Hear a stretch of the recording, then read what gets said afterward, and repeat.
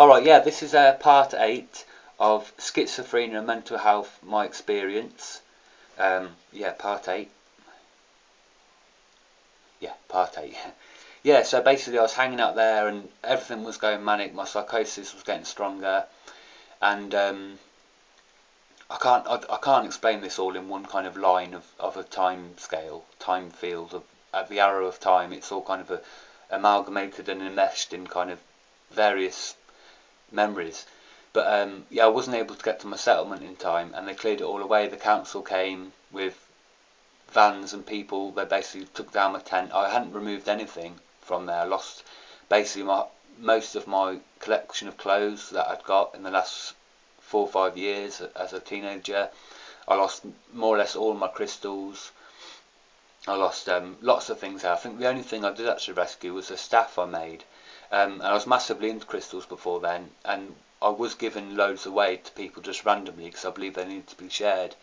So I kind of lost that settlement, and I went to see someone at college because I was kind of going in and out of college then and not doing any of my artwork because I was studying art and design at Warwickshire College. And I spoke to the course leader there, a guy called Dave, and I told him I was homeless and I needed something, and he got me in touch with a young homeless project locally, which is closed down now. And so about 2 days later, I kind of went to this young homeless project, and they got me a place in Sydenham, which was right next to Leamington, and they were giving me tins of food and things, but still I was kind of not eating. I met some cool people in that house. There were some bad experiences as well. I felt the room I went in. I could really feel the energy from the walls, that someone who is in there before went through a lot of hard times, a lot of suffering, and that reverberated from the walls. It kind of it vibrated from the walls. This energy of kind of, I really felt the person in there before, I think, was on heroin or crack or something, but they were really kind of suffering and in a lot of despair, and the room, it's stained in there. And I was reading stuff on Sai Baba and his experiences, which I think he's got a lot of good things to say. I mean, I have seen some quite worrying videos of him and info on him on the net. I've seen one video of him crunching a tablet and pretending it's dust and stuff, but I do think originally, especially when he started out, he had a lot of amazing, quite spiritually profound things to say. And so I was reading a lot of his book and being influenced by his teachings, and things were going on, and anyway, things were getting iller and iller, and I ended up going back to my mum's. My sister had sorted my room out for me, painted all my walls, and by this time, the times I'd gone in and out of my mum's there, um, the room had become pretty trashed and stuff from me being mad and that there, and I started to, so I was staying back at my mum's after probably about 2 months of having this room at a young homeless project house where I shared with 3 or 4 other people, different people come and gone, and I started to go back to my mum's. But I remember sometimes, I mean, there I was literally going through utter inner hell in my head, all these experiences. I remember one time I was so scared to go in my room, I literally shat myself and pissed myself because I was so scared of going back into my room. I was out in the garden just hiding with nowhere to go. And so these scenes and this disorder around food was still going on. I mean, my mum would give me some money, I'll go down to Quick Save and get some shopping, and as I had the shopping, these voices in my head, which I believe to be Indian gods and Indian guides, because I believe a past life I had also in India, and I was connecting with these guides, and this they were saying, you're a fooder, you're a fooder.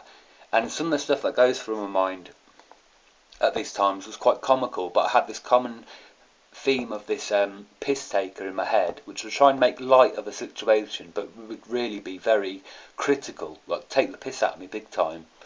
And that is a common thread I found with a lot of people who've had psychosis and schizophrenia. An archetype that exists within them is the Joker. The Joker, that there's this entity, or this archetypal entity of this spirit and entity of the Joker playing tricks and messing with your mind. A couple of friends both said the same thing when they've had when they were having psychosis and things. And so these voices in my head, which I believe I experienced them to be kind of Hindu guides, or spiritual Indian guides, and they were saying, you're a fooder, you're a fooder. And sometimes when I was walking around the streets at night, these derogatory voices would say, you're a warmer, you're a warmer. So I'd start taking off my coat and things, even though it was freezing certain nights in kind of mid-spring or early spring. And they would say to me, literally I'd hear in my head, you're a warmer, you're a warmer. And it'd be a really put down thing, that basically trying to accuse me of being someone who's obsessed with self-comfort. And I really got into this idea that self-comforting, self-gratification, anything that was physically pleasurable was extremely negative and somehow selfish and evil in a way, and I didn't want that. So I tried to be as unselfish as I could be, to the point of destroying myself, really. And so, like, say if I was out in the streets and they would say, you're a warmer, you're a warmer, I'll take off my coat, and I'll be wearing just a t-shirt and very thin jogging bottoms or something, and I'll be freezing in the night. But I felt if I could take this cold, it would elevate me. It would elevate me. I'd pass this task. And so I was having a mixture of things. I mean, I remember when I was staying at my mum's and I was going around the local shop, this Indian family owned the shop near me, and a lovely lady there who worked there, Indian lady, and she always used to look at me very pleasantly and respectfully, and say nice things to me. And she obviously could tell something was going on. But after I left the shop, her voice would be in my head, and I was never sure whether I was consciously being telepathic with her, which I realised later I wasn't, or whether I was being telepathic with her higher self, with the gods of who rule over her soul, or who help guide her soul. And she was telling me, she was saying, you must eat things that are good for you, and all this. But I know some of it sounds quite funny and weird and bizarre, but that is what was going through my head, this weird, bizarre, kind of mickey taking, piss taking, kind of spiritually insightful, but also messed up and confused madness I was going through. And so if I'd see someone on the street, this time when I was staying at my mum's, even if I just looked in their eyes or looked at their face, I would almost instantaneously or minutes later start hearing their voice in my head. And for a long time I didn't really believe this was proper telepathy, and I couldn't get their voice out of my head. And yeah, so this was going on, and I was getting food, and the voices in my head, or the spirits in my head, were very negative, and they were taking the piss out of me for focusing over food. They were saying, you're romancing food, you should be romancing a woman, you should be, trying to get a date, you should be trying to romance a woman. And aliens were in and out of the theme.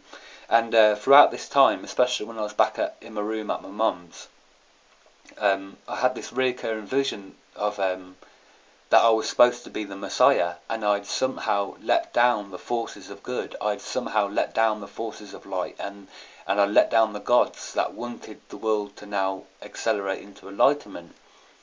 And I felt massively, massively guilty about this, that I was supposed to be a profound spiritual leader that had let down the gods and the forces of light by getting ill. I started to realise at that time I was being ill, and there was something quite wrong with me. I mean, I remember a friend saying to me, you need to see a doctor, you need to see a psychiatrist, and I've been so offended. I was just so offended. I thought, how could you say that, making out everything I go through is just wrong and unreal.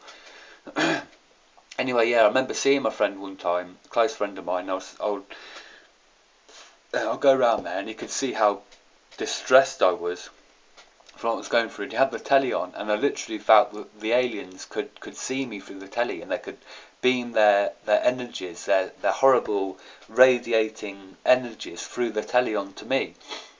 And my mate was obviously pretty freaked out by what was going on. And I had to lie down by the side of his bed, which was in his bedroom, to get away from the telly. And he was so the TV's energy couldn't affect me. And he was going, mate, what you doing? What you doing? I was going, just acting scatty. I knew he wouldn't believe me. And I was saying, look, mate, yeah, just really messed up. And I can't remember going about 10 o'clock at night, and then about 2 in the morning I'll call him and wake him up about 2 in the a.m. and I just wanted to be around someone who I felt safe by. I wanted to be with someone who respected me and made me feel me again, made me feel like a human. Because on my own I was literally almost destroying myself in my mind. My identity had completely gone. There was no sense of who I was. All it was a mess of manic voices, energies. And at this time as well, and parallel with other times, I believed I was possessed. I had a kind of obsession with Aleister Crowley for a while, and I believed his energy, his entity, had gotten into me. It somehow got the permission to enter me and mess me about and cause curses upon me. I really started to believe that I was cursed, that this dark energy in the food, this dark aura that was floating around my family and friends, was cursing the food they were giving me. And this house somehow gave the permission of these dark forces and these dark entities to attack me and destroy me, basically, and take away any sense I had of who I was or any spiritual power I had. So yeah, that was all. That was going on through times, and I was really annoying my mates. I was calling them my nan and granddad at really late times at night, 11 p.m. when they're going to bed at 9, and they didn't know how to deal with me. My family were getting very worried about me. I started to do some really bizarre stuff, and things started to get really crooked in my head.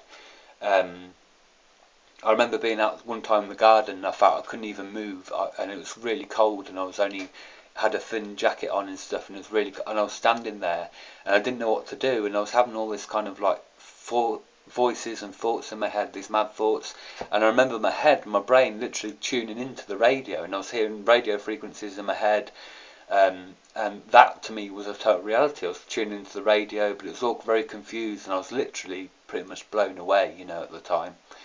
I remember going down to the soup bus, which they give out free food and soup to the poor and homeless, and sitting with people there, and these voices in my head, these again these kind of Indian spirits that were trying to guide me, but they were taking the piss out of me as well, because they said I should have been someone who shouldn't be like this. I should have been someone who was doing something more spiritually and productively in society, not being a kind of mental waster, which is what they were calling me.